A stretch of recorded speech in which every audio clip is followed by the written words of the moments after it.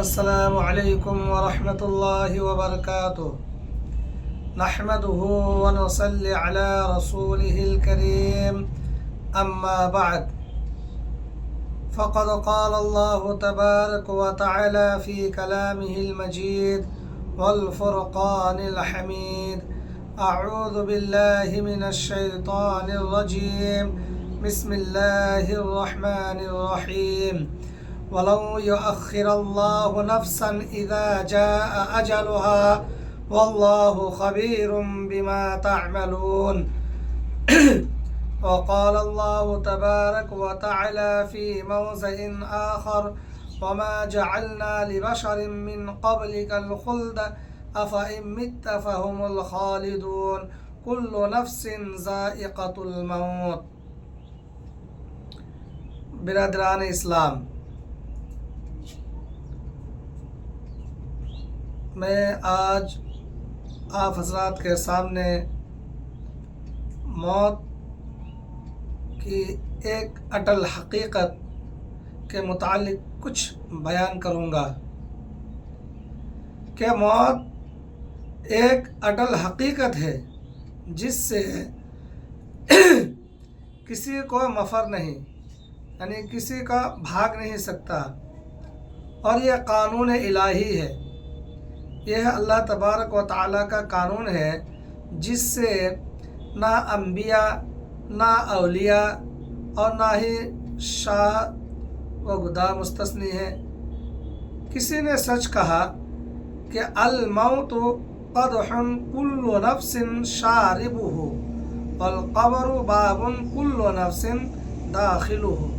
موت ہر زندہ پر آتی ہے، بڑے پر بھی موت آتی ہے اور چھوٹے پر بھی، مرد پر بھی موت آتی ہے اور عورتیں پر بھی، نیک پر بھی موت آتی ہے اور برے پر بھی، مالدار پر بھی اور غریب پر بھی موت آتی ہے، اور جس پر آتی ہے وہ نہ تو خود اس سے بچ سکتا ہے اور نہ اس کے ارد گرد بیٹھے ہوئے اس کے ورثہ اسے بچا سکتے ہیں۔ الغرض یہ کسی کو اس سے چھٹکارا نہیں، کوئی طاقتور ہو تب بھی اور کوئی کمزور ہو جب بھی، ہر حال میں اس کا ذائقہ چکھنا ہے۔ اللہ تعالیٰ نے اپنی کتاب مقدس میں دو ٹوک فیصلہ سناتے ہوئے فرمایا کہ وَمَا جَعَلْنَا لِبَشَرٍ مِّن قَبْلِكَ الْخُلْدَ أَفَإِن مِّتَّ فَهُمُ الْخَالِدُونَ كُلُّ نَفْسٍ ذَائِقَةُ الْمَوْتِ، اور آپ سے پہلے کسی انسان کو بھی ہم نے ہمیشگی نہیں دی کہ آپ فوت ہو گئے ہو تو وہ ہمیشہ کے لیے زندہ رہیں گے۔ ہر جاندار کو موت کا مزہ چکھنا ہے۔ یعنی اے محمد صلی اللہ علیہ وسلم، نہ تو آپ سے پہلے کسی انسان کو ہمیشہ کے لیے زندہ رکھا گیا اور نہ ہی آپ ہمیشہ زندہ رہنے والے ہیں، بلکہ ہر جاندار کو موت کا مزہ چکھنا ہے۔ اگر دنیا میں کسی کے لیے بقا ہوتی تو افضل الرسول حضرت محمد صلی اللہ علیہ وسلم دنیا سے رخصت نہ ہوتے۔ اور حضرت ابو ہریرہ رضی اللہ عنہ بیان کرتے ہیں کہ آپ صلی اللہ علیہ وسلم نے فرمایا کہ موت کے فرشتے حضرت موسیٰ علیہ السلام کی طرف بھیجا گیا، چنانچہ اس کے پاس وہ آیا، موت کا فرشتہ۔ حضرت موسیٰ علیہ السلام نے اسے ایک تھپڑ مارا اور اس کی آنکھ پھوڑ ڈالی۔ وہ اپنے رب کے پاس لوٹا اور کہا، تو نے مجھے اس بندے کی طرف بھیجا؟ فرشتے کہہ رہے کہ اللہ، آپ نے مجھے اس بندے کی طرف بھیجا جسے موت کا خواہش ہی نہیں، اور اس نے مجھے ایک تھپڑ مار کے میری آنکھ کو نابینا کر دیا۔ اللہ تعالیٰ نے اس کی آنکھ اسے واپس لوٹائی اور کہا، جاؤ اسے کہو کہ وہ ایک بیل جو ہے اس کے اوپر اپنا ہاتھ مارے اور جتنے بھی بال آ جائے اس کے ہاتھ میں، اتنے سال تک وہ زندہ رہے گا، اور ایک بال کے بدلے 1 سال۔ تو حضرت موسیٰ علیہ السلام نے کہا، اے میرے رب، اس کے بعد پھر کیا ہوگا؟ اللہ تعالیٰ نے فرمایا، پھر موت۔ تو حضرت موسیٰ علیہ السلام کہنے لگے، تو پھر ابھی موت ہی مجھے منظور ہے، مجھے پھر رہنا نہیں، یعنی کہ موت ہر حالت میں آئے گی۔ اس حدیث سے ثابت ہوا کہ موت سے قطعاً چھٹکارا نہیں، چاہے کوئی کتنی لمبی عمر کیوں نہ ہو پائے۔ حضرات، موت ایک ایسی چیز ہے جو اپنے وقت مقررہ پر ہی آتی ہے، نہ ایک لمحہ پہلے اور نہ ایک لمحہ تاخیر سے آتی ہے۔ اللہ تعالیٰ فرماتا ہے وَلَوْ يُؤَخِّرُ اللَّهُ نَفْسًا إِذَا جَاءَ أَجَلُهَا وَاللَّهُ خَبِيرٌ بِمَا تَعْمَلُونَ، جب کسی کا مقررہ وقت آ جاتا ہے تو اسے اللہ تعالیٰ ہرگز مہلت نہیں دیتا، اور جو کچھ تم کرتے ہو اس سے اللہ تعالیٰ بخوبی باخبر ہے۔ کسی انسان کو نہ موت کا وقت معلوم ہے اور نہ اسے یہ پتہ ہے کہ یہ کہاں آئے گی۔ اپنے موت کے مقررہ وقت پر کوئی جس حالت میں ہوگا اور جہاں ہوگا اسے موت آ کر ہی رہے گی۔ خود اللہ تبارک و تعالی ارشاد فرماتا ہے کہ وَمَا تَدْرِي نَفْسٌ مَاذَا تَكْسِبُ غَدًا وَمَا تَدْرِي نَفْسٌ بِأَيِّ أَرْضٍ تَمُوتُ إِنَّ اللَّهَ عَلِيمٌ خبیر، کوئی بھی نہیں جانتا کہ وہ کل کچھ کرے گا، کل وہ کیا کرے گا، اور نہ کسی کو یہ معلوم ہے کہ وہ کس زمین پر مرے گا، کس جگہ مرے گا۔ بے شک اللہ تعالیٰ بہت جاننے والا اور نہایت باخبر ہے۔ یعنی کسی کو کچھ پتہ نہیں کہ اسے موت کہاں آئے گی، گھر میں یا گھر سے باہر، اپنے وطن میں یا دیار غیر میں، جوانی میں یا بڑھاپے میں، اپنے آرزو اور خواہشات کے تکمیل کے بعد، یا کسی کو کچھ معلوم نہیں کہ اپنے خواہشات کو پورا کرنے سے پہلے۔ اللہ تعالیٰ کا فرمان ہے کہ اینما تکونوا یدرککم الموت ولو کنتم فی بروج مشیدہ، تم جہاں کہیں بھی ہوں گے موت تمہیں آ پکڑے گی۔ اگر تم مضبوط قلعے میں، مضبوط پنجرے میں ہوں گے پھر بھی موت تمہیں آئے گی، اور موت سے کوئی شخص راہ فرار اختیار نہیں کر سکتا۔ اللہ تعالیٰ فرماتا ہے کہ قُلْ إِنَّ الْمَوْتَ الَّذِي تَفِرُّونَ مِنْهُ فَإِنَّهُ مُلَاقِيكُمْ ثُمَّ تُرَدُّونَ إِلَىٰ عَالِمِ الْغَيْبِ وَالشَّهَادَةِ فَيُنَبِّئُكُم بِمَا كُنتُمْ تَعْمَلُونَ، کہہ دیجئے کہ جس موت سے تم بھاگ رہے ہو وہ تمہیں پہنچ کر ہی رہے گی، پھر تم سب اس ذات کی طرف لوٹا دیے جاؤ گے جو ہر چھپی ہوئی اور ہر ظاہر چیز کو جاننے والا ہے، اور وہ تمہیں تمہارے کام کیے ہوئے تمام کاموں کے متعلق خبردار کرے گا۔ عزیزان گرامی، جو آیت ہم نے اب تک ذکر کیے ان کا خلاصہ یہ ہے کہ موت ایک ایسی اٹل حقیقت ہے جس سے کسی کو چھٹکارا نہیں، اور یہ اپنے اس مقررہ وقت پر ہی آتی ہے جس کا کسی کو علم نہیں، اور ہر حال میں آ کر رہتی ہے، چاہے کوئی اسے پسند کرے یا نہ کرے۔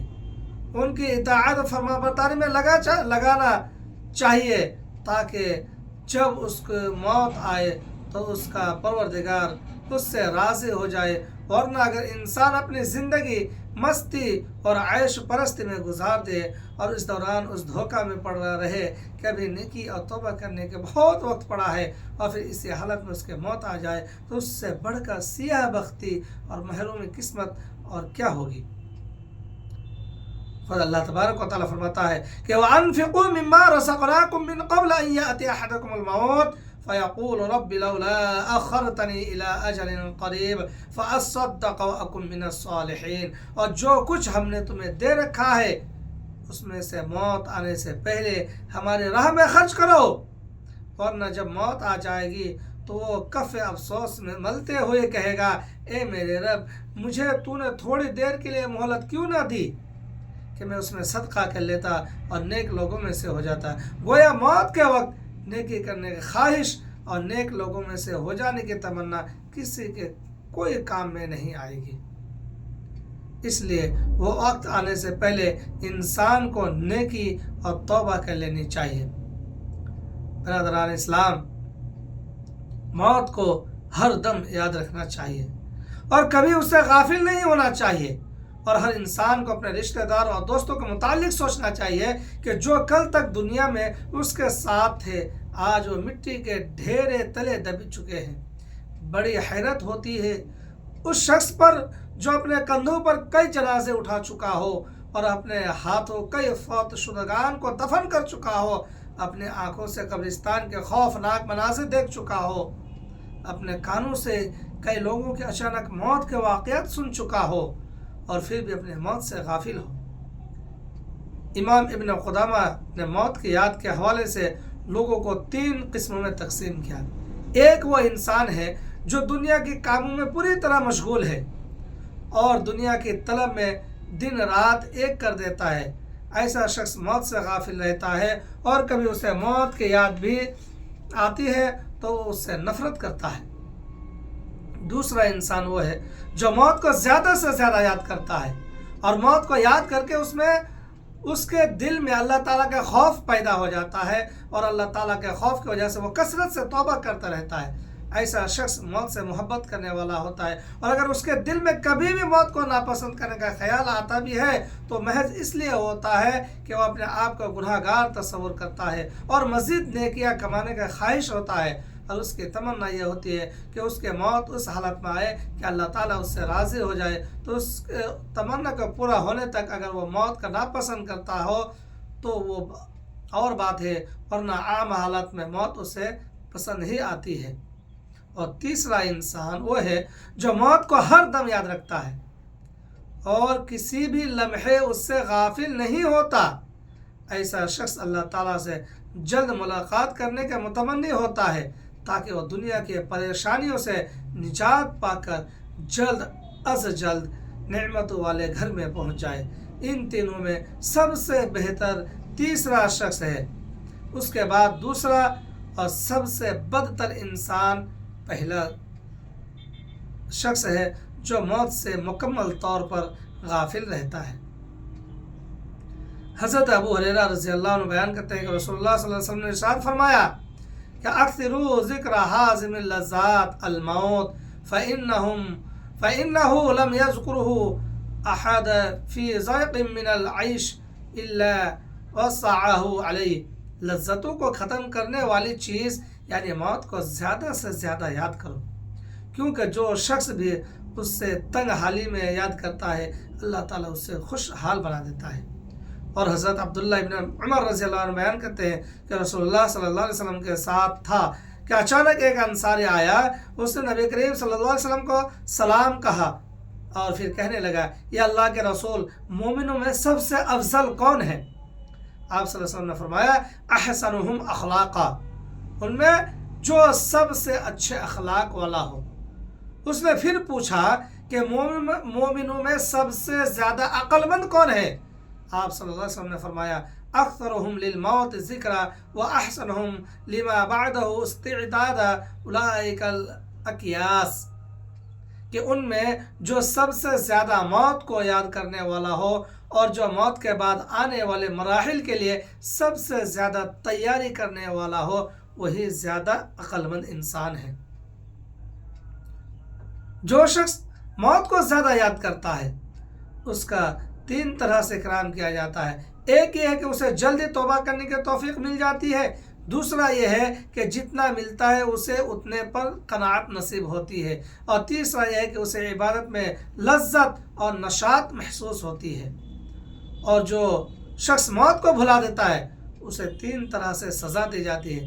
ایک یہ ہے کہ اسے جلدی توبہ کرنے کی توفیق نہیں ملتی، دوسرا یہ ہے کہ جتنا آتا ہے اس پر قناعت نصیب نہیں ہوتی، اور تیسرا یہ ہے کہ عبادت میں سستی اور بے دلی محسوس ہوتی ہے۔ اللہ رب العزت اس کا فرمان ہے کہ الذی خلق الموت والحیات لیبلوکم ایکم احسن عملا، کہ اللہ وہ ہے جس نے موت اور حیات کو پیدا کیا تاکہ تمہیں آزما سکے کہ تم میں عمل کے اعتبار سے کون زیادہ اچھا ہے۔ اس سے مراد یہ ہے کہ تم میں کون زیادہ موت کو یاد کرنے والا اور اس کی تیاری کرنے والا اور اس سے ڈرنے والا ہے۔ جو چیز موت اور آخرت کی یاد دلاتی ہے اور دنیا سے بے رغبت کرتی ہے وہ ہے قبرستان کی زیارت۔ حضرت ابو ہریرہ رضی اللہ عنہ بیان کرتے ہیں کہ رسول اللہ صلی اللہ علیہ وسلم اپنے والدہ کی قبر پر گئے تو آپ صلی اللہ علیہ وسلم بھی خود روئے اور آپ کے ساتھ تھے، وہ بھی روئے۔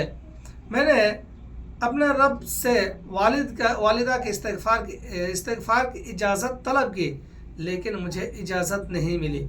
आप सल्लल्लाहु अलैहि वसल्लम ने कहा कि मैं अपने रब से वालिदा के लिए इस्तिग़फ़ार की इजाज़त तलब की, लेकिन मुझे इजाज़त नहीं मिली। फिर मैंने वालिदा की कब्र पर आने की इजाज़त तलब की तो इजाज़त मिल गई। लिहाजा तुम कब्रिस्तान की ज़ियारत किया करो, क्योंकि मौत को याद दिलाती है।